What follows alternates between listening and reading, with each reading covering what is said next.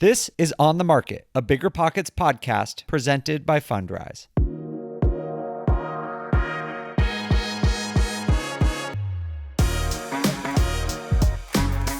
Hey everyone, welcome to On the Market. I'm your host, Dave Meyer, joined today by Kathy Fettke. Kathy, how are you? I'm pretty good. I got something from my grandbaby, so I probably sound a little stuffed up. It was worth it. Yeah, I'm sure it was worth it. Hopefully everyone's okay, though. Yeah, absolutely. Rich did not get it. He's just working out in the garage. Okay. Wow, lucky for him. Yeah. Well, today we have a very interesting show and guest. We have Chris Martenson joining us, which was a guest of your recommendation. Can you tell us why you were so excited to bring Chris on today? Well, I met Chris years ago, and actually my husband Rich was a fan and a member of Peak Prosperity for years. Chris has been able to, he says, this is how he says it, he doesn't lean left or right, he's up or down, meaning integrity or not. And he just uses a lot of data to help try to understand what's happening and maybe some ways that we're being misled or intentionally confused. So he's just able to really bring that data forth and then help at least me see what it means. Like, what do I do with this information? We know something's wrong. Most people know something's wrong. I said, is this normal to have this much debt? Is this normal to have a discussion about the debt ceiling every year? So we know there's a problem, and he's just really able to paint a picture that helps people like me understand it better. Great. Well, we've obviously already spoken to Chris. It's a really fascinating interview, and he has a very good way of discussing sort of the history of the Fed and monetary policy and providing some context about what is going on with inflation, where it might be going. And it's a different perspective than we've heard on this show. So I encourage everyone to hear Chris out and let us know what you think about this episode once you've heard Chris and his, sometimes grim view of what's going to happen in the U.S. economy over the next couple of years. But, our goal on this show is always to bring on people who have well-informed opinions, regardless of what those opinions are. If they're well-informed, which Chris certainly is, we want to hear him out. And I thought it was a really interesting conversation. He has a gift in being able to make very, very complicated topics more understandable. Absolutely. Yeah. So I think you guys should buckle up. This is a really good episode. I think you're going to walk away understanding the Federal Reserve, money printing, inflation in a much better way than maybe you have in the past. So hopefully you enjoy this conversation. We're going to take a quick break, and then we're going to bring on Chris Martenson from Peak Prosperity.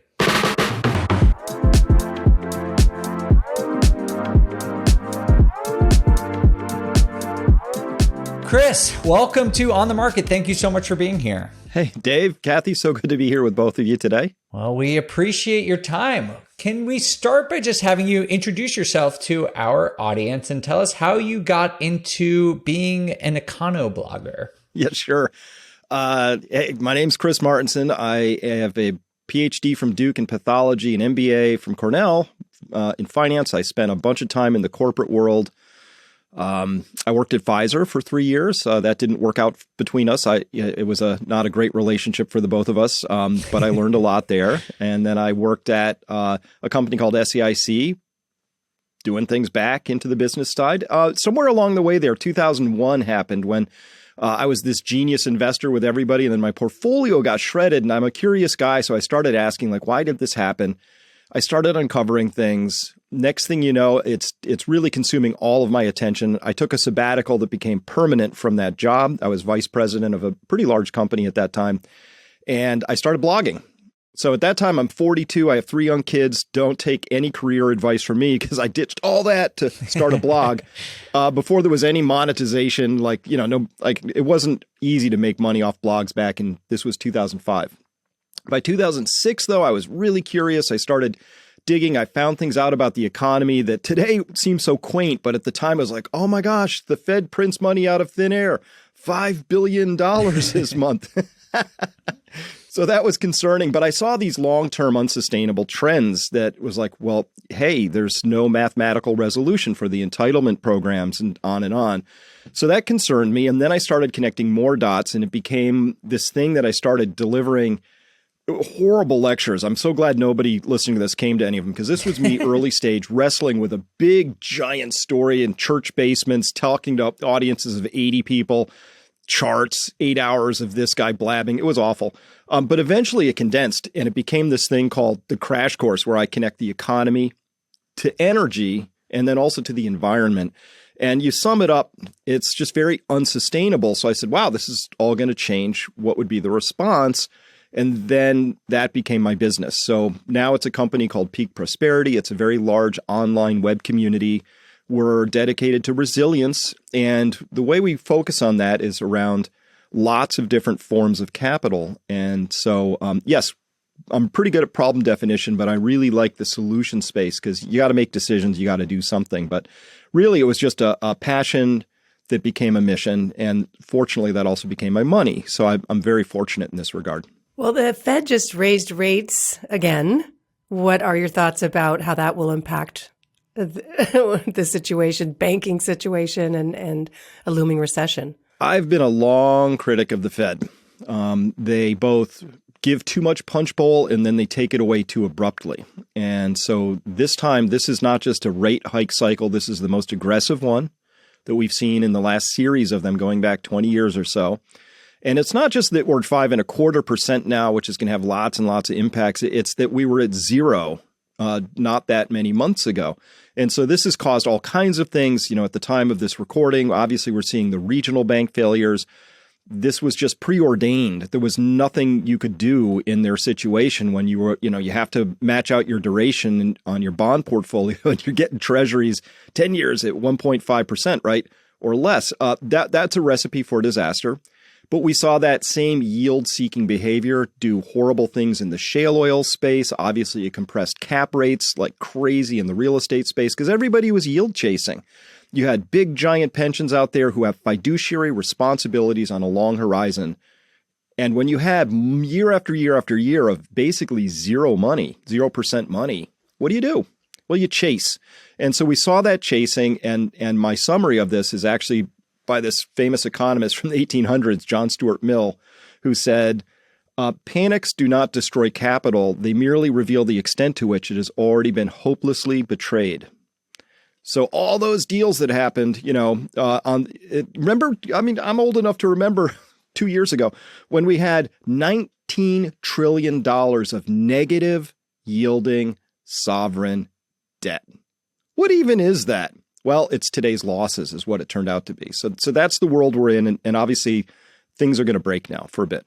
Well, this is exactly why we wanted to bring you in. And Chris, you have a very sophisticated understanding of the Fed and monetary policy. And so I'd love to just take a little bit of a step back and talk about exactly what you were just talking about, sort of the introduction of all of this new monetary supply during the COVID era, and what you sort of at a high level think the broad implications for all of that money printing, quote unquote, is over the long term. We're obviously seeing some impacts in the short term, but how do you see this playing out over the next decade or so? Well, Dave, great question. And for everybody listening, I know it sounds a little wonky, a little arcane, but if you don't understand what the Fed is up to, you're basically playing in an arena where you don't know what the rules are. So the Fed has to be tracked. It has to be watched. It's really one of the most important sources of information that you could learn about. And it's not all that tricky, right? What the Fed does is they print money out of thin air, and then they distribute it. And it obviously doesn't get evenly distributed in the economy. So next question is, where's it going? Who gets it? So to actually answer your question, I'm this kind of guy. I got to rewind a little bit. 1987, we have this stock market crash. Alan Greenspan does something no Fed chairman had ever done before, where he rode in. I'm sure he felt important. He's new in the role. He's dealing with all these Wall Street executives, and they come up with this deal and they rescued the markets. Yay. Instead of allowing that creative destruction to just wipe out some, we had a little exuberance. People take some losses. So that was the first instance of what was called the Fed put. Specifically the Greenspan put being an option that lays a floor below which you know that you're safe because the Fed won't allow prices to go below that level. So what happens when you do that? Well, humans being humans, incentives being what they are, Wall Street said, oh, if we're going to take risks, we should do it bigly, so they did. More risks got taken on. Then 1994, we had this hiccup again in the corporate bond market. It was bad, but it was a hiccup. And Alan Greenspan wrote in and basically removed all reserve requirements from banks. So they no longer had to keep something in reserve. We talk about the fractional reserve banking system. We had one prior to 1994. 1995 onward, no fractions. So banks can now do whatever they want. They can loan crazy amounts. So they did. That's called the 90s, pets.com, right? Little hiccup around 1998, long-term capital management. Oops, emergency, another bailout. And so the risks just got worse and worse. And then that gave us the 2000 crash, which is now, again, my origin story, why I'm talking to you, because that was the crash that made me wake up and go, something's not right here. I better understand this game. And once I did, I realized, here's the story I'm laying out so far. 87. Oh no, they swerve. The Fed has to grab the wheel and get the car back on the road. But oops, they oversteered. Now they have a bigger thing to deal with. 94, they steer the other way. And then 98, back the other way. And then 2000. And then Bernanke comes along, and he is the architect of everything that we have to deal with now, because he gave us those 1% blowout rates forever from 2006, 5-6 onward, that gave us the housing crisis, right? Because again, you drive interest rates really low, you distort the price of money, and human behaviors change on the other end of that. It's just how it works. So then we had 2008, that crashed. Then they swerved the other direction. 2008, all the way from all of our history's founding, all right, from the very beginning till 2008, had necessitated the creation of $883 billion on the Fed balance sheet. That's how much total money stock they'd put in the system. Within just 3 months after Ben Bernanke takes the wheel and does this thing called quantitative easing, that had shot up to $2.4 trillion. So imagine that. All of the country's history, every bridge built, every mile of road paved, every school built, everything we ever did was $883 billion. And then in just a few months, now we have $2.4 trillion in the system, right?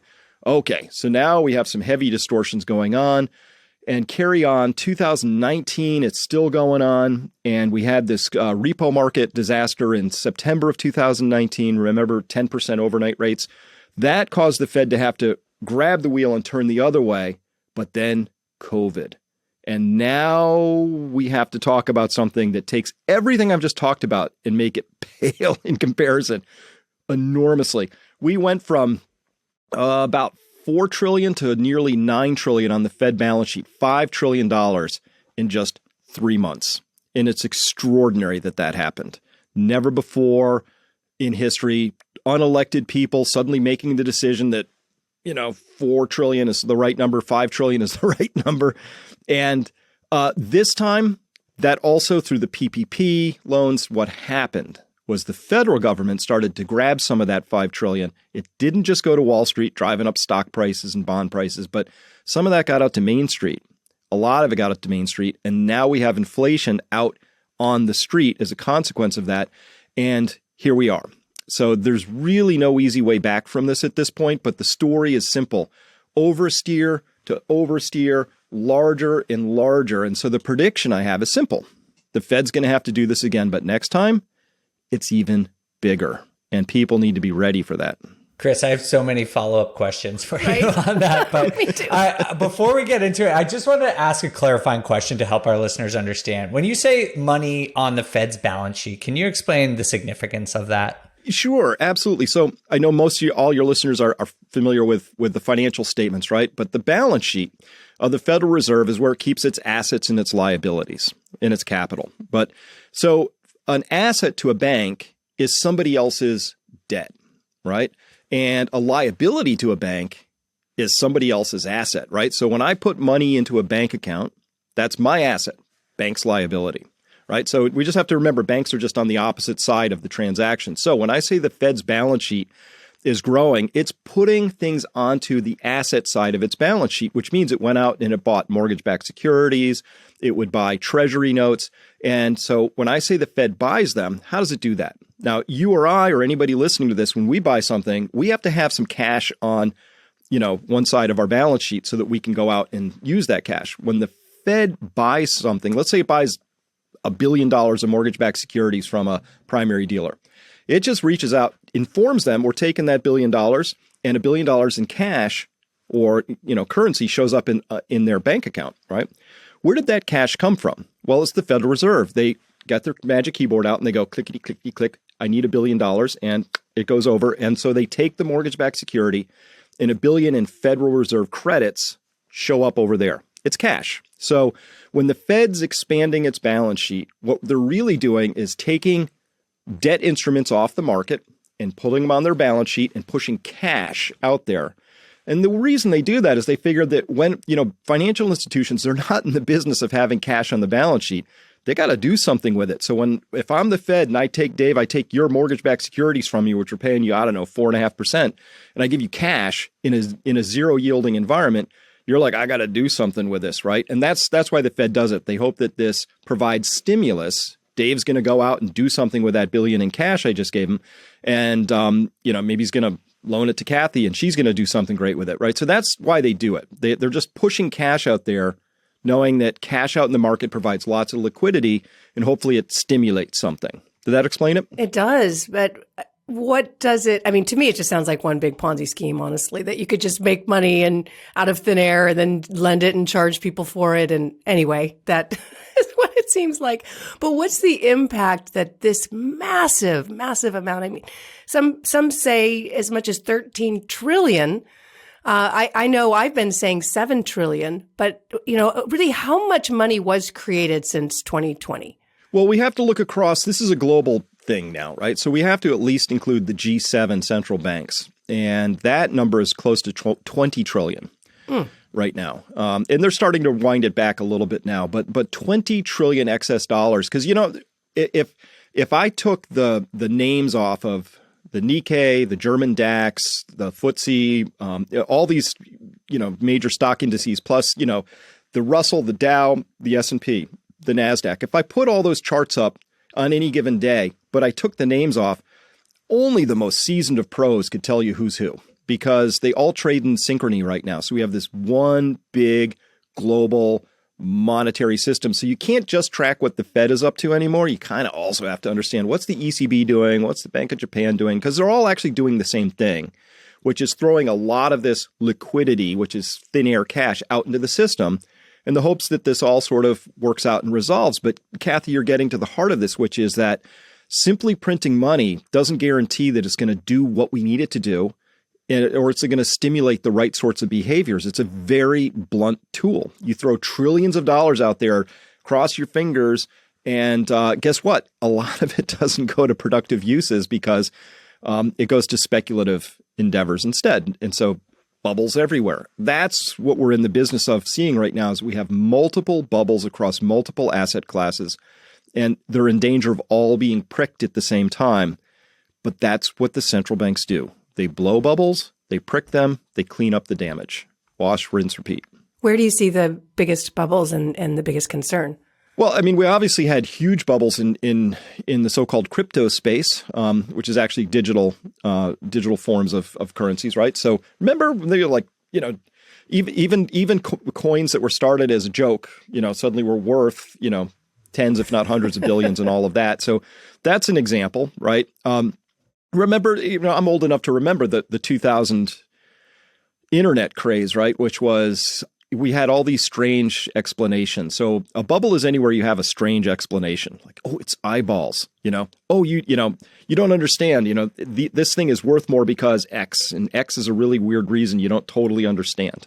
So we saw it there.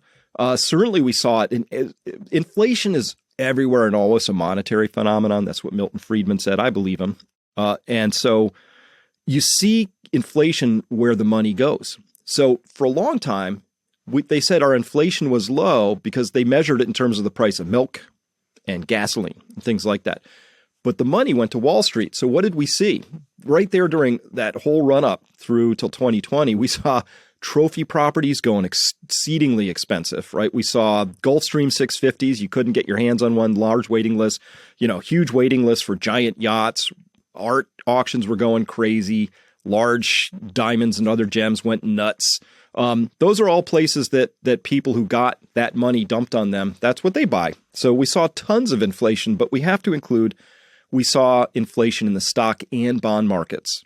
At the same time, we saw price earnings yields go just through the roof. These super high price earnings, meaning we're paying a lot of money for low earnings in stocks. We also saw bonds yielding less than zero, negative yielding, which would, bonds are prices and yields go opposite directions. So as the yields go down, the price goes up.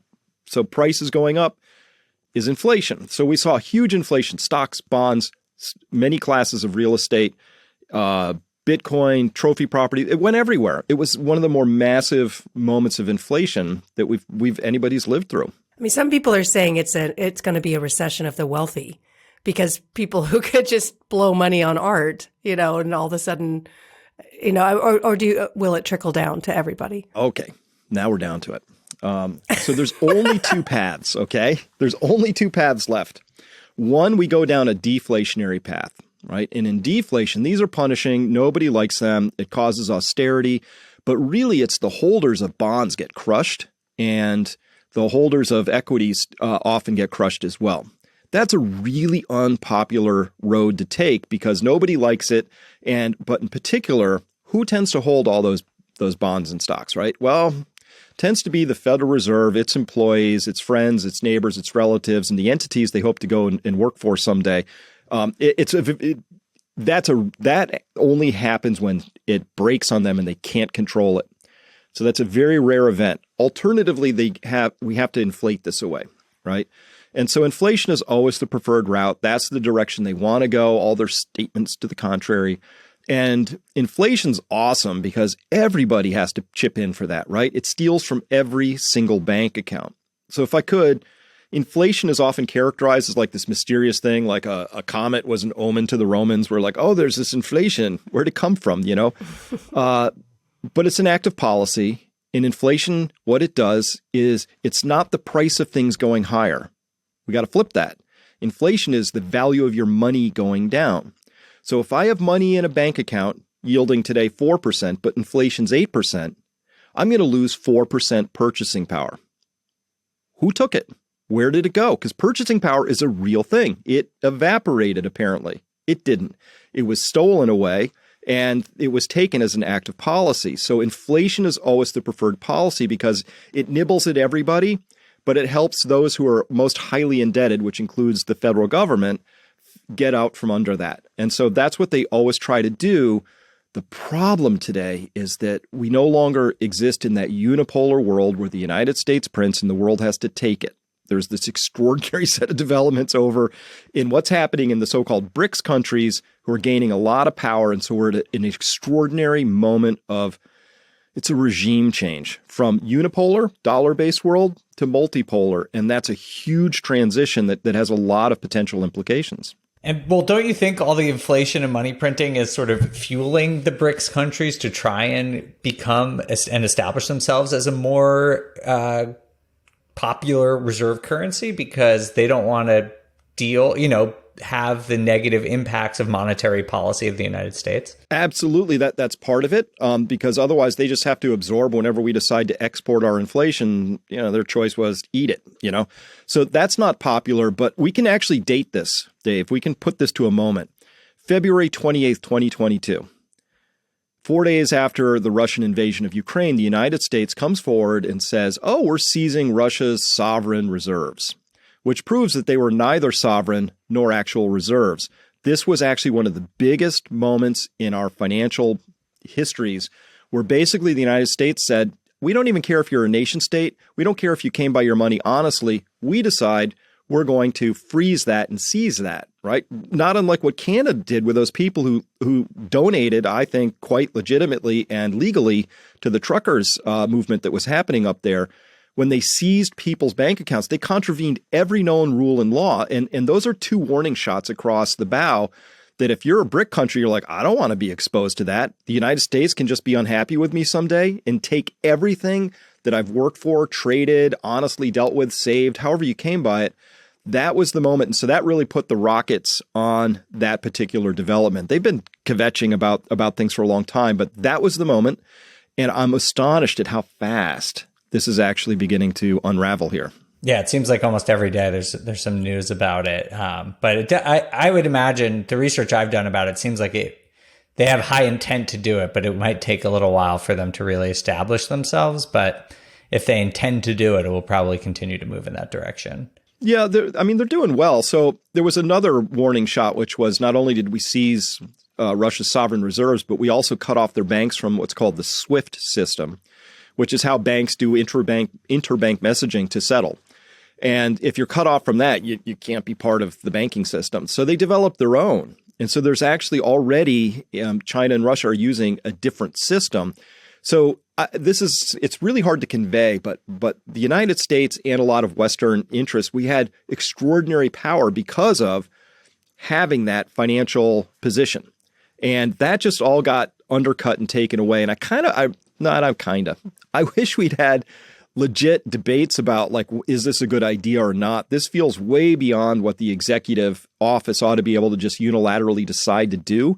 We should have had legit debates in Congress and the Senate. Like, do we really want to do this? Because here are the possible consequences. And editorially, I feel like this administration and current crop of DC folks, they seem to be really bad at understanding that there are causes and then effects. Like, I do this, then that happens. They seem to be blissfully unaware of what those impacts might be. But this is really a huge development that's happening.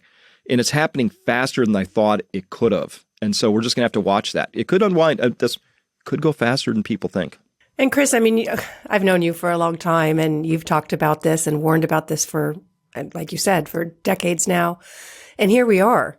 So what would be the impact if more and more countries went this way and stopped using the dollar as the reserve currency? It's huge. So August 15th, 1971, the United States, we were still, through Bretton Woods, tied to this gold standard. That was a little inhibiting. We didn't like that. So Nixon announced temporary suspension of the gold window, and it's turned out to be permanent, obviously, as all things government temporary seem to be. But what are you going to do then? So what's the dollar backed by? We'd already just, violated that Bretton Woods agreement. And so what happens? Inflation's raging.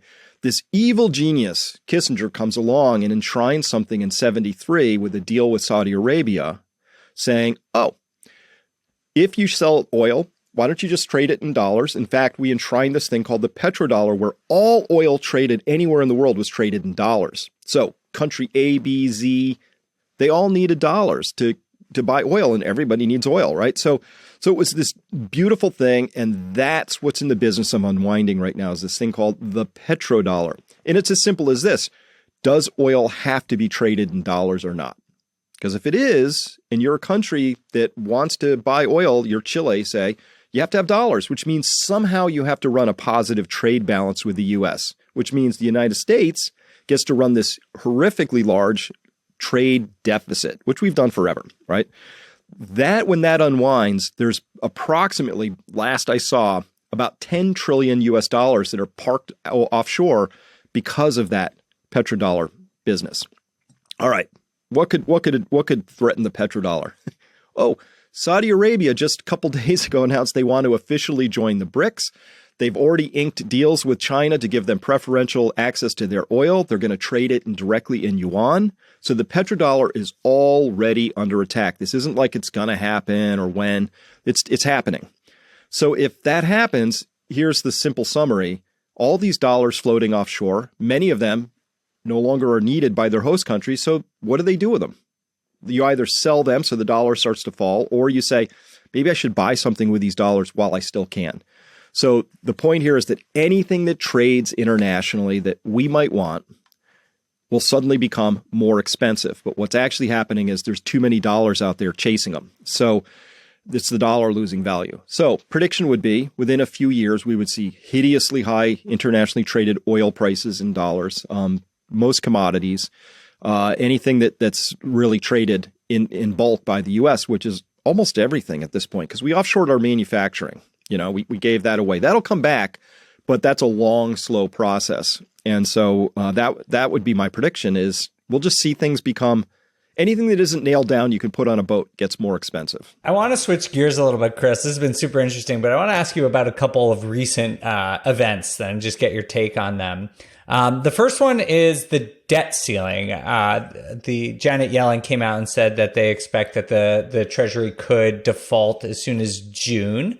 Curious how you view this entire situation. What are the potential implications of a U.S. default? Well, the implications are so dire, it won't happen. How many times have we been down this path, right? So, oh no, looming debt ceiling discussion. I like your confidence because I'm scared. Yeah, 99% chance the debt ceiling gets raised, right? And you've even seen maybe they just started floating like this idea of like we could print $1 trillion coin. Oh my God, this coin idea.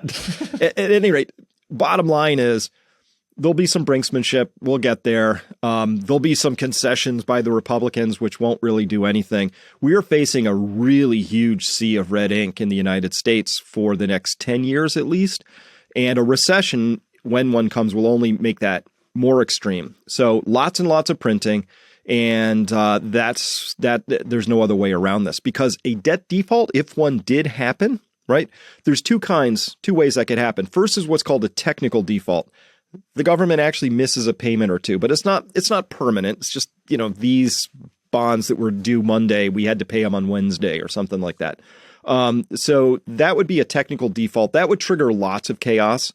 But if they actually went into a full-blown default, meaning, hey, we can't pay you back the total amount. If you had $1 billion of Treasury bonds, we can only afford 800, million or something like that. That's chaos. All the analyses I've seen, that doubles unemployment right away. It crashes all kinds of things. That's literally a lights out kind of a financial moment. So it won't happen. But the alternative to that is we're going to see lots more printing, and without some sort of handcuffs that would prevent Washington from just spending more and more and more, because that's all they know how to do. That's their muscle memory. There's nobody in there that even knows what a balanced budget even might look like, right? So we have that ongoing. And then as well, the Congressional Budget Office in December of 22 came out and said, oh, hey, that Social Security lockbox, the trust fund, which there's nothing in, right? It's literally a three ring binder with a bunch of IOUs from the Treasury in it, right?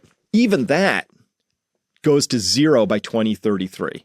And so the analysis they ran said, oh, either we have to cut benefits to retirees by, some horrifying percent, or we're going to have to raise payroll taxes to 18%, 17.9%, right, from their current 12%, 12.6. So that would be, one of those two, or some combination, more payroll taxes, less going to retirees and all of that. So these are all the things that have been building. They've been building a long time. It's why, Kathy, Dave, I take this long term. You have to understand. That's why I have to rewind to 1995, because it's not like we just stumbled into a series of accidents. Last year, we made some mistakes. How do we get out? This has been decades in the making, and the summary is simple.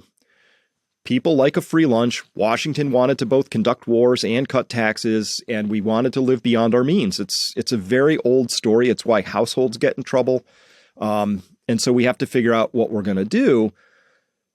The unfortunate part is, I'm sure your listeners know, now there's another angle to this story, which is now they're talking about these central bank digital currencies as a means to sort of deal with this situation. But the current system is absolutely insolvent.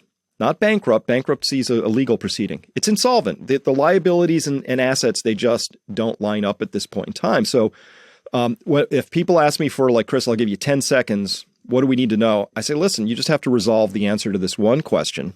Who's going to eat the losses? Bankers don't want it to be them. Congress doesn't want to have to. Everybody's sort of scrambling in this story, which is why it's so essential to have this macro context, because if you can see that there's this game being played, which is about who's going to eat the losses, there are ways to position yourself to not be, in Texas terms, the sucker at the table.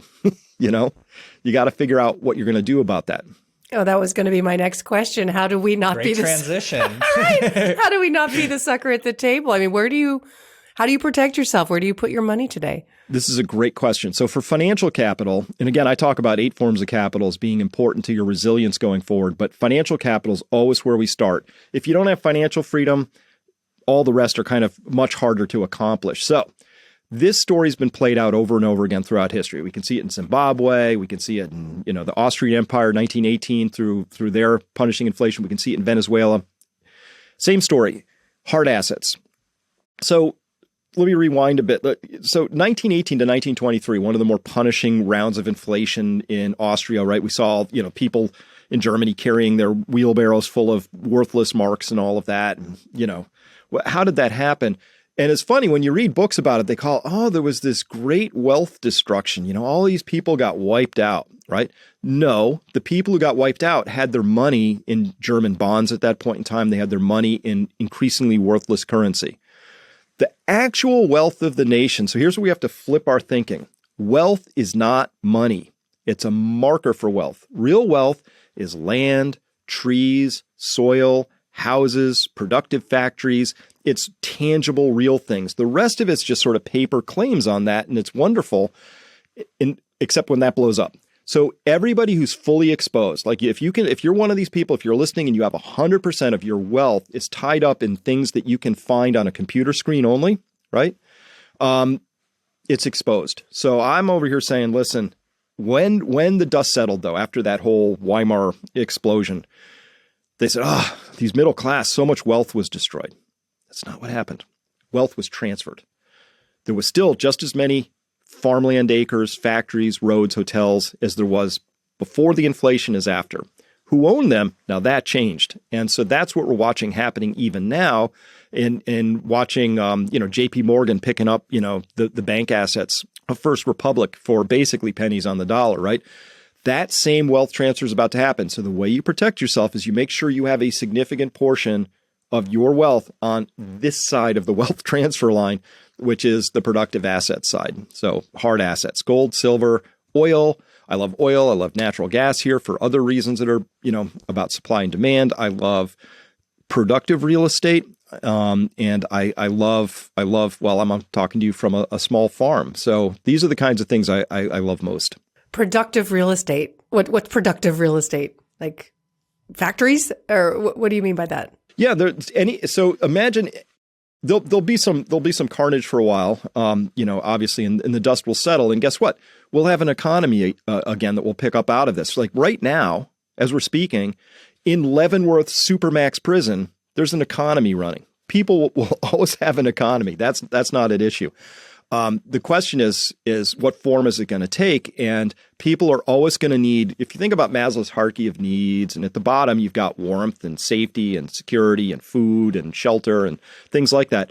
Those never go out of style, right? And so productive real estate to me it's the means of production, right? So people are always going to need, we're always going to need to eat. We're always going to need to stay warm. We're always going to need houses to live in. This will always be true. So those are the places where, again, it's to rewind a bit when I said, there were stories about certain crypto assets that, were very hard to penetrate, or the idea that like Tesla wasn't a car company, it's a data company. And I didn't quite understand what that meant. I just default to if, the KISS. Can I understand it? Like, can I actually understand what the value of this asset is, and how it delivers value to other humans? It's like that. So, I am busy buying as fast as I know how, trees. I love forest land right now. I love farmland right now. There's certain places where I think if you just look at, just from a real estate standpoint, if you're looking at the migration patterns of where people are going, like you have to get back down to the fundamentals around that. So, this far better than I do. The migration patterns are really powerful right now. And there are various localized supply-demand imbalances that are still with us and will be with us for a long time. So it's at that level that I'm talking about productive real estate.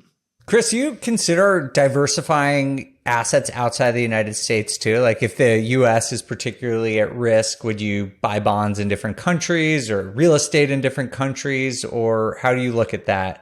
I do. I don't have real estate footprints in other countries at this point in time. I've looked at it. I've studied it. I couldn't quite bring myself to pull the trigger on that. And the reason for that is I'm unsure what happened. This next if this gets out of control and things really like devolve for a bit because, the United States overdoes it and the dollar takes a crash or something, it was unclear to me how that would play out for me as a stranger in a strange land, for instance. There's that. However, I am hedging my bets. So I do have gold and silver stored in vaults through various vaulting operations, and I have those parked in various jurisdictions as a means of hedging my bets at this point in time. So I do that, but I haven't really tried to figure out how to invest in emerging economies or anything like that because everybody's tied to the dollar system in ways that are really hard to analyze. Emerging economies, that might, these are the BRICS nations in many respects. They have about $5 trillion, Dave, of dollar-denominated external debt. What does that mean, right? I don't know. So when I spent a whole month down in Buenos Aires, 2016. It was a lot of fun. Even then, it was pretty crime-ridden. People said, you take your phone and you turn towards the wall and you hold it tight, while you make a call. And never leave it on even if you're eating at a 5-star restaurant, you would never leave your phone on the table because somebody will just, grab it and off they go. So crime was a thing then. But when I was there, officially it was 16 pesos to the dollar. Unofficially on the street, it was 18. I was just talking with a friend from there yesterday. It's 490. And the whole place is really wow. Your money is your social glue. When the glue lets go, lots of things break. So I know a lot of people who moved to Argentina under the idea that, hey, this is a good, safe, very European-centric South American country with, that we could maybe make a second home in. And now I'm looking at that going, it's so hard to predict how these things are going to turn out. But 490 to the dollar, they're suffering down there with all the attendant social ills that come with that. All right, Chris, you've given me a lot to think about. I'll tell you that. Is there anything else you think that our listeners should know in navigating the current economy? Well, you got to keep your eye on the big picture. Watch these things. It's going to play out over a long period of time. But I do think that it's time for people to consider their resilience. And, this is something. So that's all. We've done a lot of sort of problem definition. It's clearly happening and mistakes were made. And now we have to get through this. Now, I don't believe at all in just hunkering down and waiting for to be hit with a rolled up newspaper. This is going to be a period of time to flip this story when generational wealth is lost and made.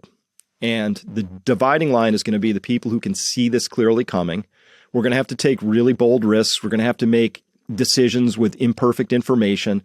We're going to make some mistakes. Hopefully, fewer mistakes than successes. But I'm absolutely convinced that this is a time when massive wealth is going to be transferred. And to get on the right side of that, you have to see where that's coming.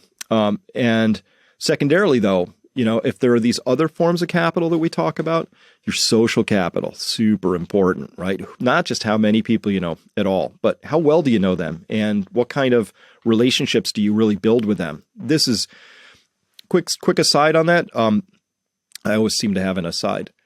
So Zimbabwe, 1997, a Zimbabwe dollar actually had a value. By 1998, it had almost no value. By the year 1999, you could find these $100 trillion notes, right? One of the most punishing rounds of inflation ever. And there were people in Zimbabwe who saw it coming. They got ready. They bought gold. They stored some food. They did all those responsible things. Yeah. Those efforts, there's only so much food you can store. So that stuff all ran out like in a year and a half, But this was a 9-year burn on their currency. So Philip Haslam goes in, asks the question after the fact and says, well, who did well? Like some people did well. And the dividing line between those who really thrived and those who survived or didn't was their social network. That was the one variable. It was like if you know somebody, you can always find what you need, right? Back to that idea of Supermax prison. There are people conducting business, right? So it's your social network. So my advice here is this is like, get your social networks, really, if you haven't been, get back in, attend church and get to know people and, attend events and really get to know your closest neighbors and all of that, because this is, I think, going to be a huge dividing line for a lot of folks. And it's really important. Another big one, one more out of the 8, your emotional capital. Super important. Let's imagine you have all the money you need and you got good friends and you got, you know a lot of skills and all these other forms of capital. But if you fall apart, like if you get that tunnel vision and you can't like even operate during the crisis, this is going to be, all the rest is for naught. So this is a great time for people to figure out how to take that deep breath, really clear out. If you find anxiety about all this stuff, you got to find the source of that, clear it out, and figure out how you're going to operate. And if you can't, find somebody who can, because there's people out there who are fast adjusters and other people aren't. So this is just entrepreneurship. What are you good at? What are you not good at? If you're not good at fast adjusting, find somebody who is, who can figure out how to pull the trigger and move when everybody else seems frozen, because that's a critical determinant of success. It's why people make it to the SEAL team and they don't. You need people who can make quick, good enough decisions under highly imperfect information sets. And that's the world we're in right now. Oh, and plant a garden. I knew you'd end with that. Well, Chris, thank you so much for being here. We really appreciate it. It's been a fascinating conversation. If people want to learn more about you and follow your work, should they do that at peakprosperity.com, or where's the best place to connect with you? Yeah, that's the best place. I've got YouTube presence and I'm on Twitter and all that, but peakprosperity.com is where we have the community coming together. Remember I told you I built this thing called the Crash Course and I was like insane about doing that. That was problem definition. I have the same level of insanity today about connecting people with other people. We find each other virtually so that we can find each other in the real world. That's the true power of the internet today. So that's what I'm pouring all of my team's effort into, is figuring out how to create really just the best number one online resilience community we can, so that people can find each other. Because again, your social connections are going to be a very important determinant going forward. So that's who I am. That's what I do. I connect dots, but I want to connect people. So that's who we are. And you find us at peakprosperity.com. All right. Thanks again, Chris. We'll hopefully see you again soon. All right. Thanks, Dave. Thanks, Kathy.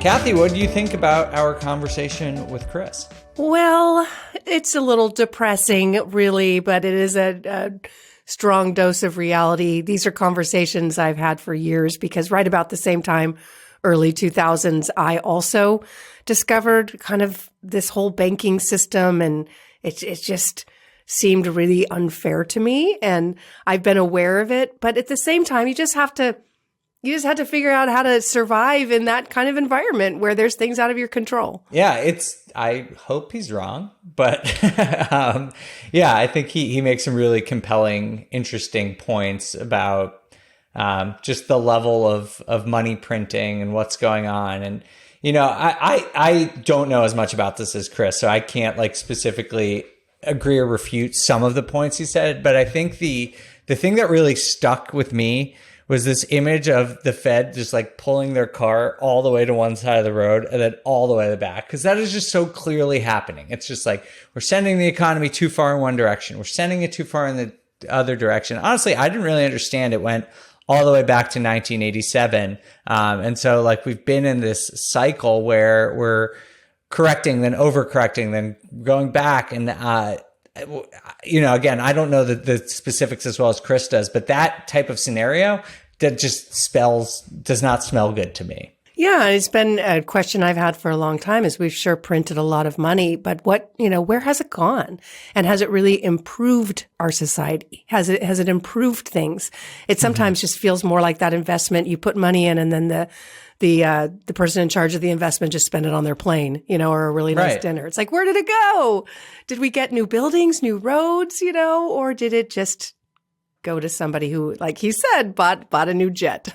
Yeah, I mean, that's what you see when these super low interest rate environments is luxury goods. People who already have money do really well. Yeah. People who own assets tend to do extremely well at the expense of people who are up and coming or just working, an honest living. And so that obviously has really negative implications. And unfortunately, it doesn't seem like there's an easy fix. Yeah, this is partly why my mission has been to help people increase their financial understanding, because it really comes down to voters voting, we vote with our money. We vote with our wallets. We obviously vote for the people who make these decisions. So we have to take on that responsibility of really understanding what's going on so that we can vote properly.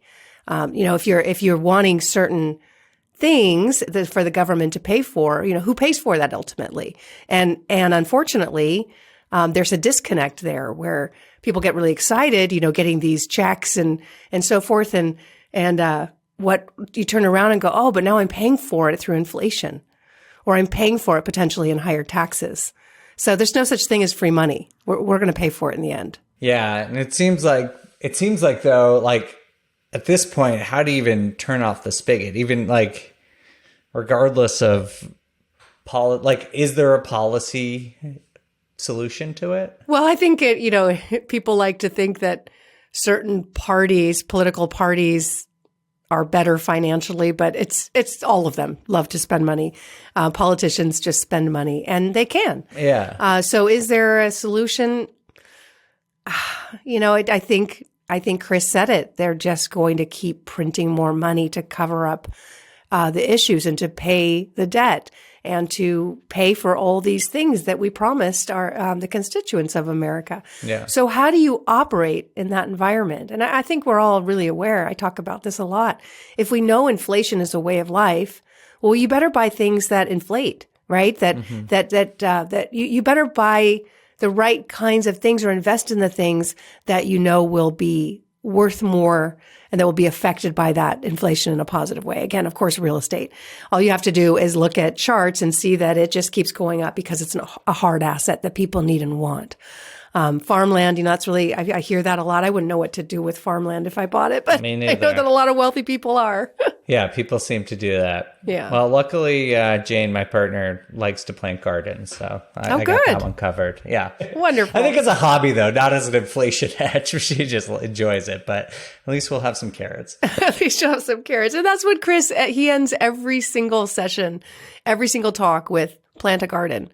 Plant a garden, because there are things you can control, and you can plant a garden, you can grow food so that, you at least have, find ways to have control of the situation. And that's just one of them. I'm terrible at growing food though, so I'm one to talk.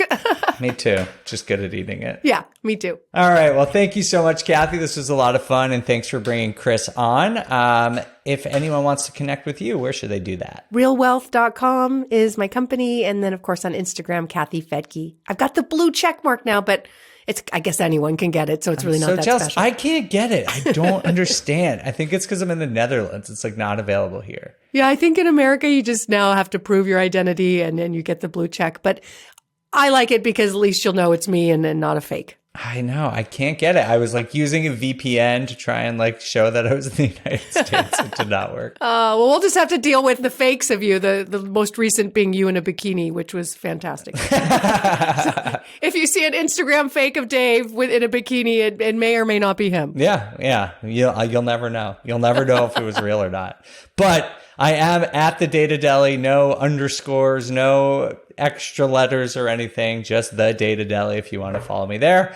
But thanks again for listening. We hope you enjoyed this episode. We always appreciate feedback to either Kathy or myself. You can always send that to us. And we will see you next time for the next episode of On the Market. On the Market is created by me, Dave Meyer, and Kaylin Bennett. Produced by Kaylin Bennett. Editing by Joel Esparza and Onyx Media. Research by Pooja Jindal. And a big thanks to the entire BiggerPockets team. The content on the show On the Market are opinions only. All listeners should independently verify data points, opinions, and investment strategies.